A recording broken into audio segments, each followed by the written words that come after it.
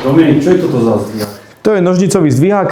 Je super v tom, že je mobilný, môžeš ho ľubovoľne presúvať po dielni, nekotví sa do podlahy. Zdvihne 2,8 tony, nejakých 148 cm. Zdvihnem ti ho? Zdvíha sa tak. Tá rýchlosť zdvihu sa dá vlastne regulovať. Tu na hydraulike máme potom ešte vlastne šrubu na regulovanie. Tu na vlastne z boku je. On je fajn v tom, že nepotrebuje žiadnu špeciálnu podlahu. S adaptérmi zdvihne až 148 cm.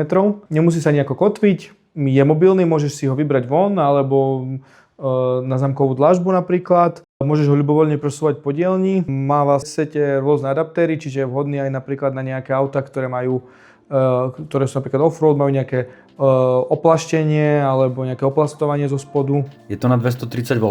Nie, tento nie je na 230, je na 400. A potrebuješ vlastne k tomu C-čkovi istič ideálne nejaký C25. A olej? Odporúčame štandardne OTHP 46, alebo vlastne potom záleží od konkrétneho modelu. Tu nadávame OTHP 46.